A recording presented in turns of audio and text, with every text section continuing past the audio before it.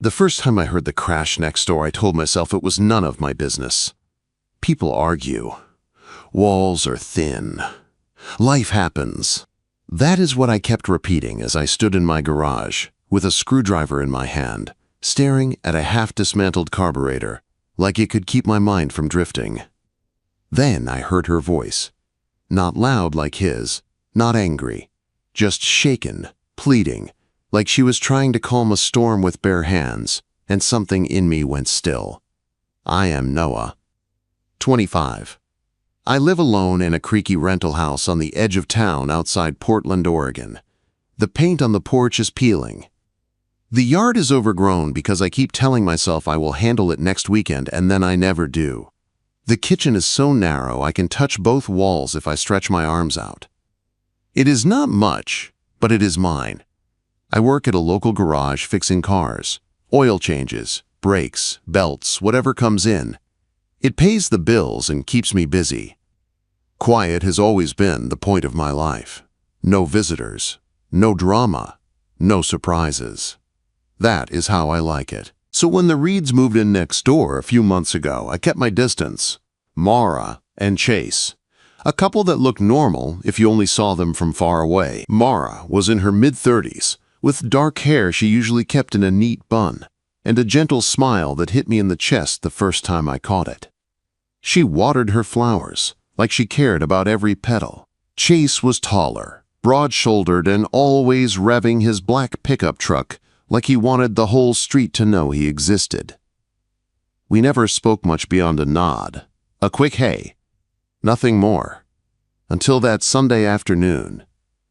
The shouting started while I was in the garage, the door half open, the sky outside turning darker like rain was coming. At first it was muffled, just loud tones. Then it got sharper. Words started to cut through. "Waste of money," Chase yelled. Then something about time and promises. Mara's voice came next, softer but trembling. "Please, stop. Just stop." Then a crash. Glass or a plate, I could not tell. The sound made my hands freeze. My throat went dry. For a second, I stared at my workbench like I could force myself to ignore it.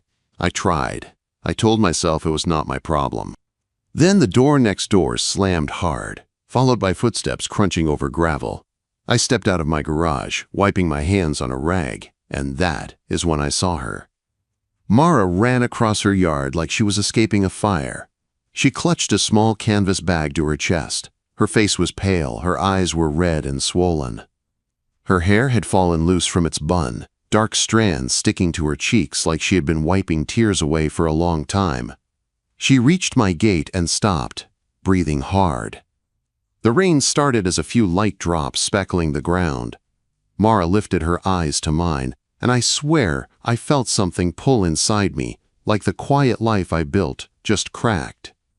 "Noah," she said, and her voice was barely a whisper. "I'm sorry to bother you." Her hands shook around the strap of her bag. "Can I stay here tonight?" It was not the kind of question you ask a neighbor you barely know.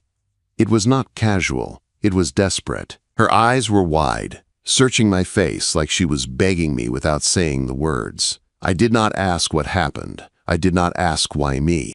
I did not ask why she was not calling a friend or her family or anyone else. I just stepped forward, unlatched the gate, and held it open. "Come on in," I said. Mara hesitated, glancing back at her house. The curtains were shut tight. The porch light glowed behind them like a fake sense of safety. Then, the roar of Chase's truck cut through the air as it peeled out of the driveway, tires spitting gravel like anger. Mara flinched at the sound. Rain picked up, a steady tapping on the pavement now. She took one step through my gate, then another. And when she followed me into my house, it felt smaller, instantly, like the walls noticed her presence. Inside, she stood in my living room, still clutching her bag, shoulders hunched, like she was bracing for someone to burst through the door. I turned on the lamp. Its warm light hit the worn-out sofa, the frayed armchair, the scuffed floorboards. It was not a place meant for company. But she was here anyway. I went into the kitchen and boiled water.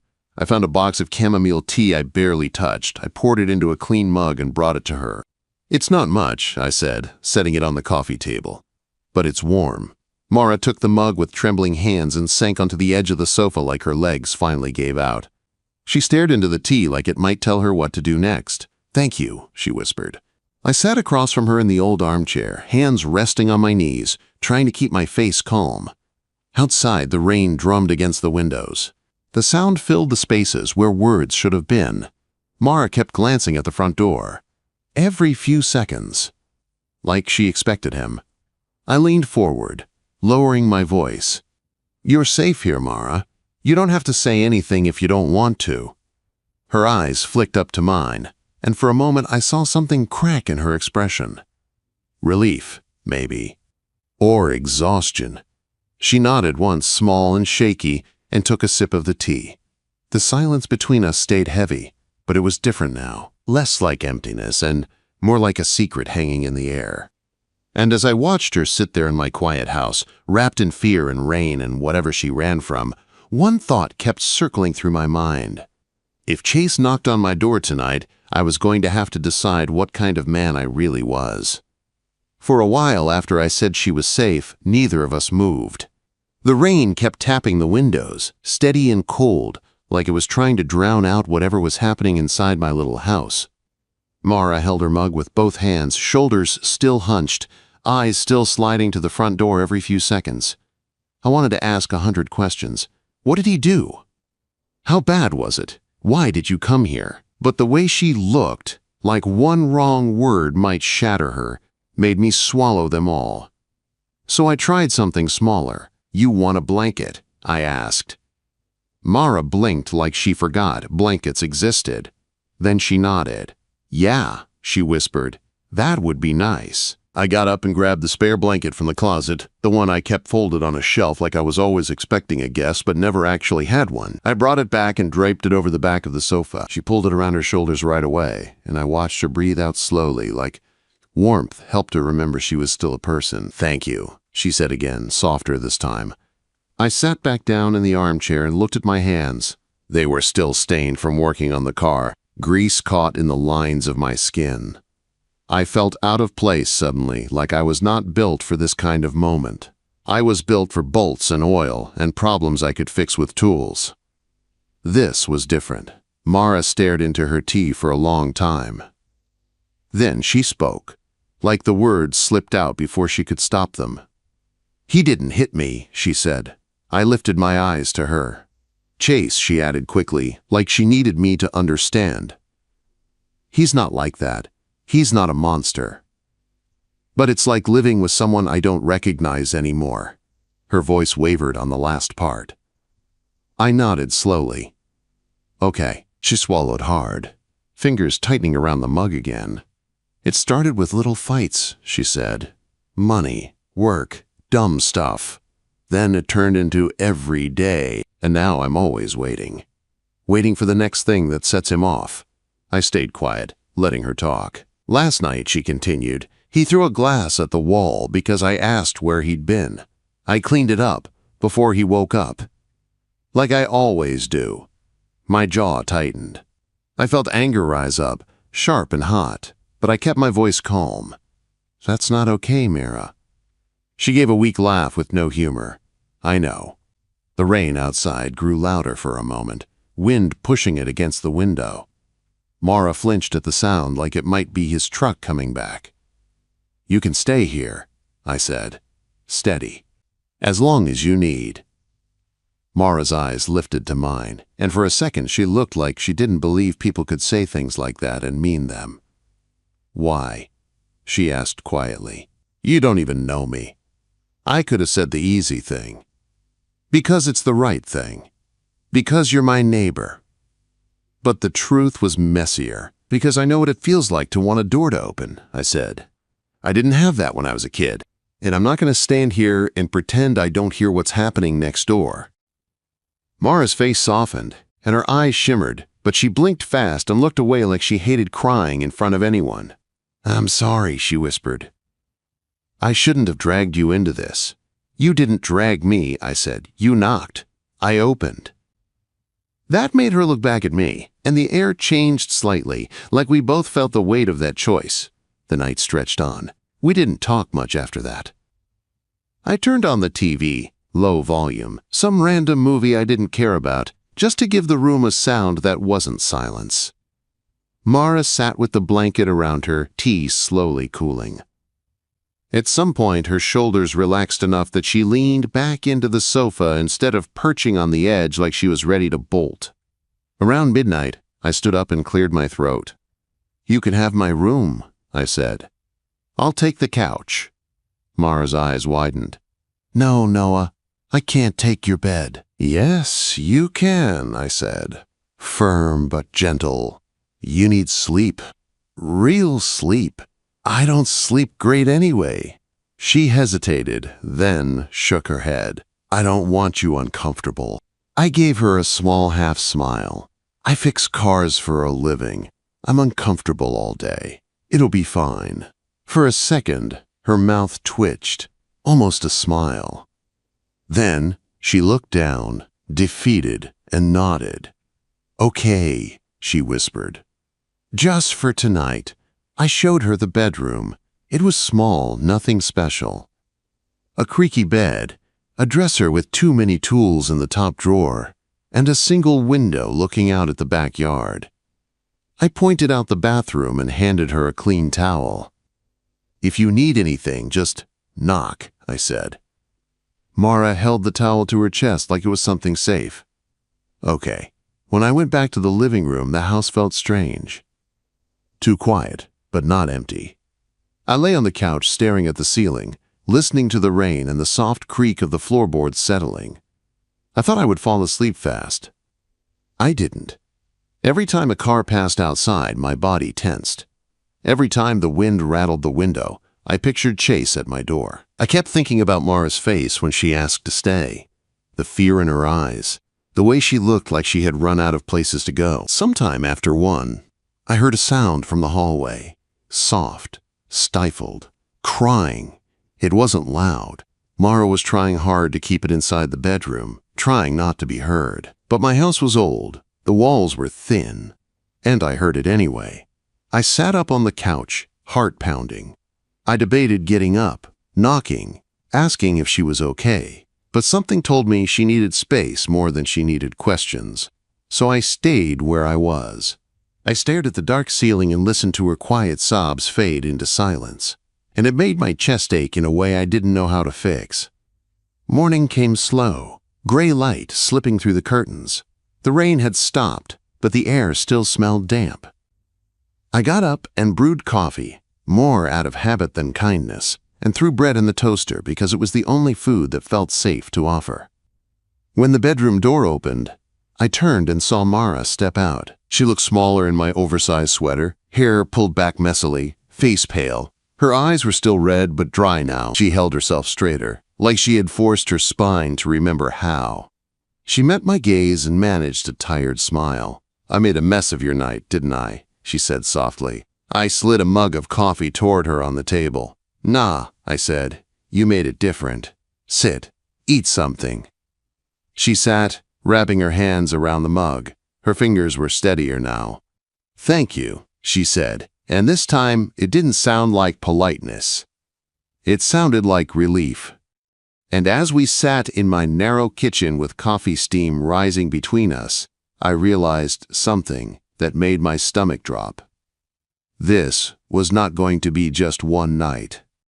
Because I already cared whether she felt safe. The morning light stayed gray and soft, like the sky couldn't decide if it wanted to clear up or keep grieving. Mara sat at my kitchen table with her coffee, staring into the mug like she could read her future in the dark surface. I kept myself busy at the counter, spreading jam on toast, trying to make the morning feel normal even though nothing about it was.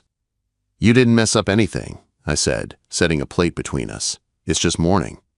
Mara let out a small breath that sounded like a laugh but didn't fully turn into one. "You say that like you're used to having someone show up at your door in the middle of chaos." I shrugged. "I'm used to quiet. That's kind of the point." She nodded slowly, chewing a bite of toast. Her eyes flicked to the window, then to the front door like she was still listening for the sound of Chase's truck. After a minute, she spoke again, quieter.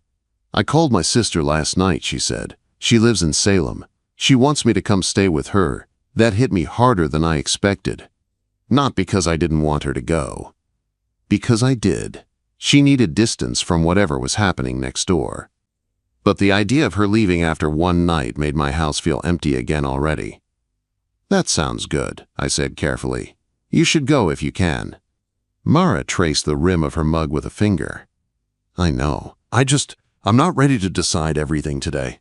She looked up at me then, hazel eyes tired but steady. "Is it okay if I stay one more night?" she asked. "I'll figure things out tomorrow, I promise." The answer came out of me without thinking. "Stay as long as you need." Mara's shoulders dropped slightly, like she had been holding herself up with tension alone and finally got to set some of it down. "You're kinder than I expected," she said softly. I gave her a small grin. "You expected me to slam the door in your face." "I expected you to ignore it," she admitted. "Everyone ignores things like this." That made my chest tighten. I didn't want to talk about it anymore, so I pointed at the toast and tried to sound lighter. "Eat. Before it gets cold." She smirked a little and took another bite.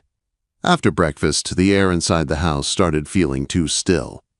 Mara kept glancing around like she didn't know what to do with herself. Like being safe felt unfamiliar. I knew that feeling.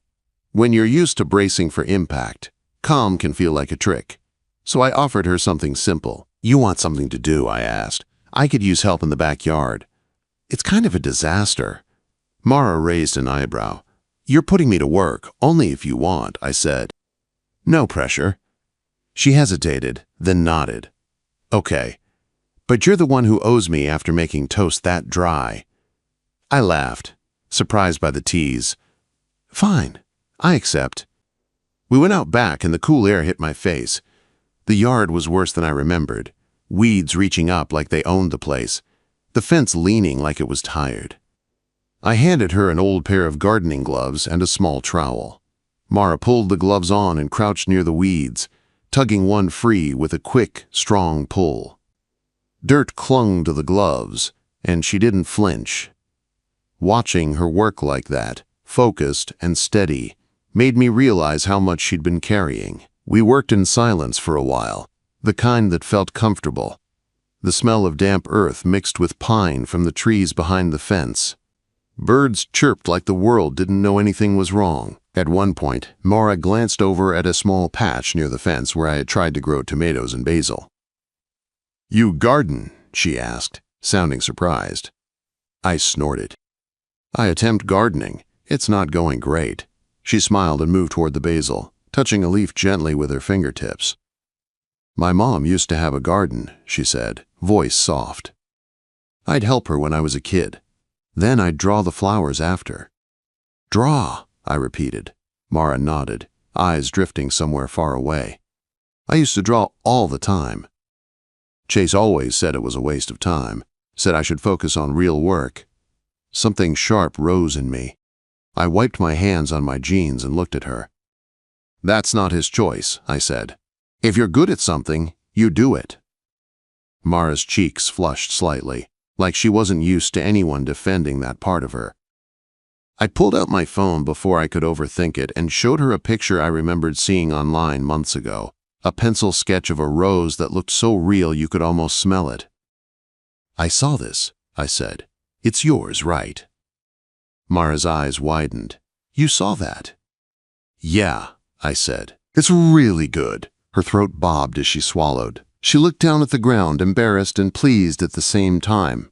"I haven't drawn in months," she admitted. "I forgot how." "You didn't forget," I said.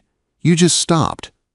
Mara didn't answer. She just nodded slowly, like she was letting that truth settle. We worked until the yard looked a little less wild. The fence still leaned, but it looked less hopeless. The weeds were piled in a heap like proof that we did something with our hands, something real. Later that afternoon, Mara got another call from her sister. She stepped onto the porch to talk, voice low, the wind lifting a few strands of her hair. I didn't listen, but I could hear the worry and urgency in the tone coming through even without words. When she came back inside, her face looked torn.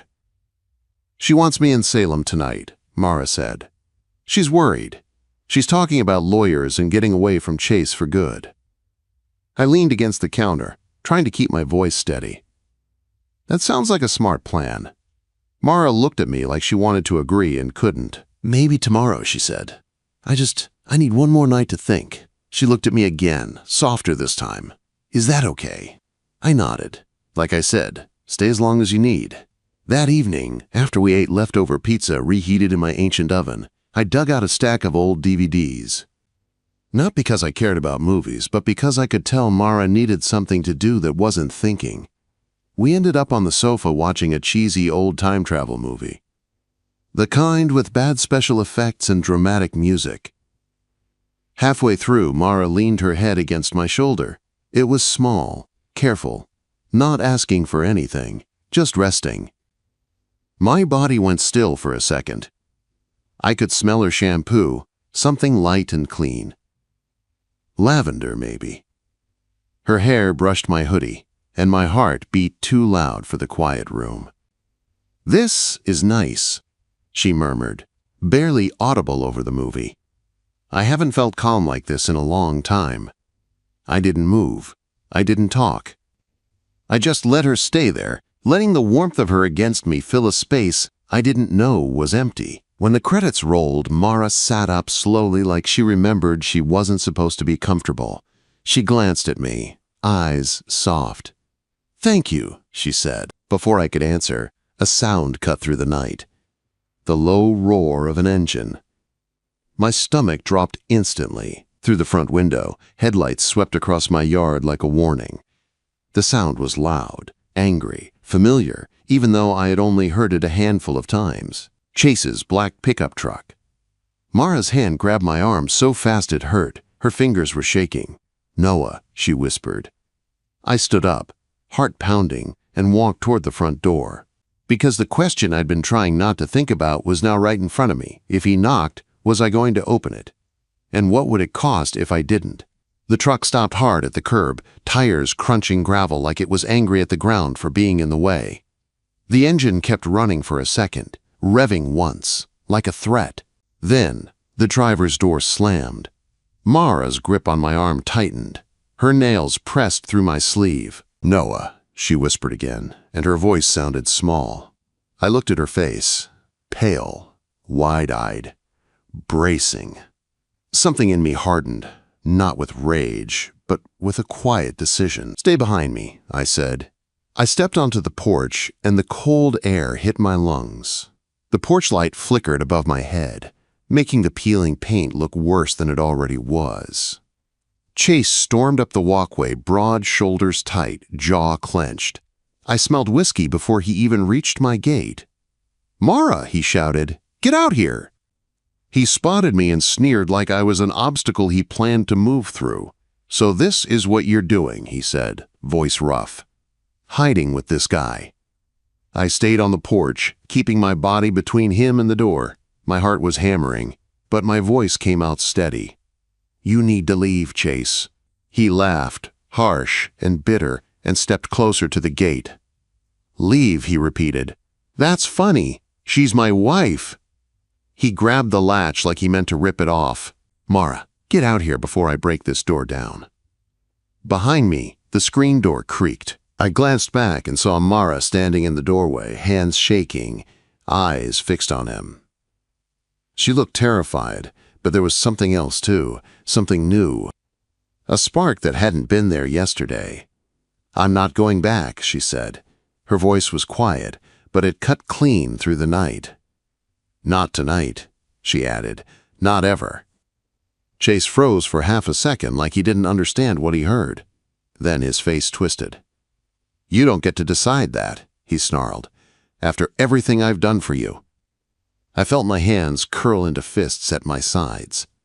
I didn't step forward, but I made my stance wider, ready. "Back off, Chase," I said louder now. "You're not coming in here." He leaned in toward the gate, eyes bloodshot, breath sour. "You think you're some hero," he said. "Some punk kid playing house. She's just using you to make me mad." He turned and pointed at Mara.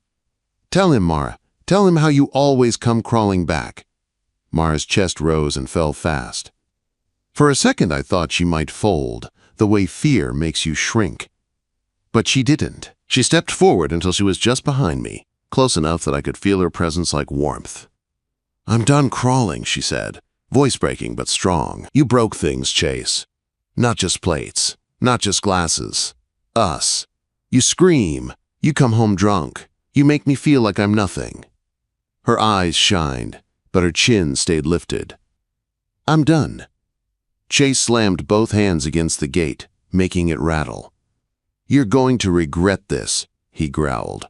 A porch light flicked on across the street. Then another. A door opened. I heard a neighbor's voice. "You okay over there, Noah?" It was Mr. Larson, the older guy 2 houses down. He stood on his porch with his phone in his hand, already watching.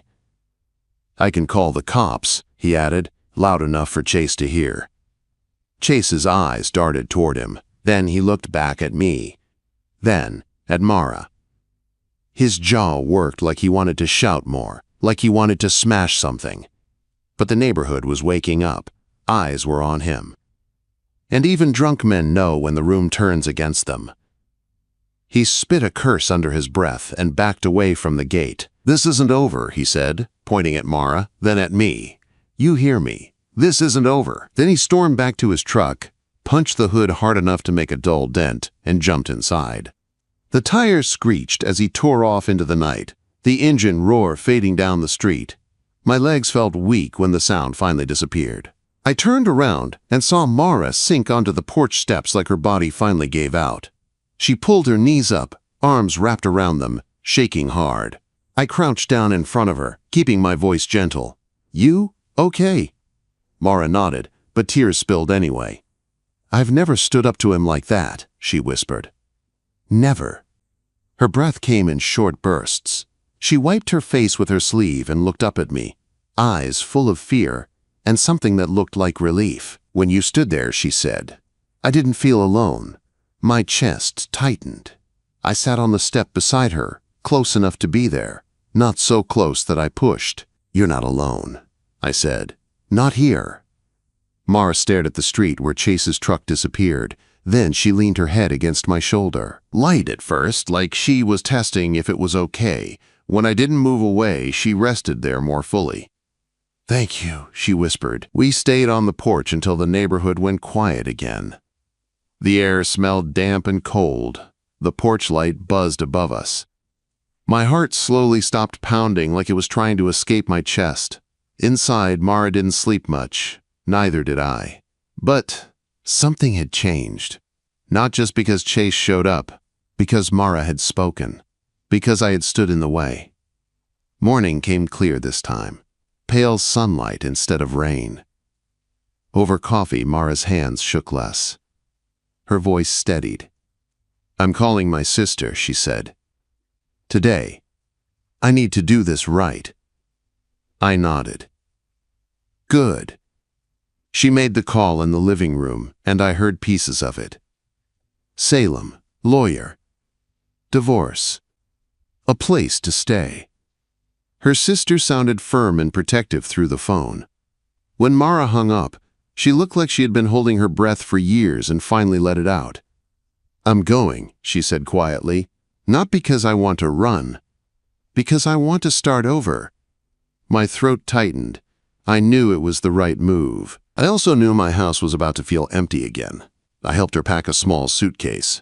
She folded her clothes with careful hands, like every shirt was a decision. When she zipped the bag closed, she stood still in my hallway, eyes drifting over the worn walls, the scuffed floors, my quiet little life. "You gave me a place to breathe," she said. "You don't even know what you did." I didn't know how to respond, so I told her the truth. "I didn't think opening that gate would change anything," I said. But it did. Mara's eyes softened. Then she stepped closer. "If I ever need a place again," she asked, voice barely above a whisper, "will you still open the door?" My chest ached. I nodded once.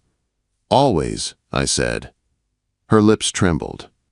She reached up and touched my cheek, her fingers warm. Then she leaned in and pressed her cheek to mine, a soft brush that felt like a promise without words. "Thank you, Noah," she whispered. An hour later, a blue sedan pulled up. Her sister. Mara hugged me at the front door, quick but tight. And when she pulled back, her eyes held mine for a long moment. Then she walked down the steps and got into the car. I stood on my porch and watched her leave, the street quiet, the sun sitting low behind the trees like it was trying to be gentle. When the car disappeared, my house felt too still, too big, like the air had been holding someone's warmth and didn't know what to do without it. I went back inside and stood in my narrow kitchen, staring at the empty mug she used. I realized something that made my chest tighten. I had spent years building my life around being alone, convincing myself quiet was safety. Then Mara knocked and whispered, "Can I stay here tonight?" And in one night, she made me feel alive in a way I didn't know I missed. I didn't know if she would come back. But I knew if she did, my door would open. Because she wasn't just a neighbor anymore. She was the one person who proved my quiet life could still change.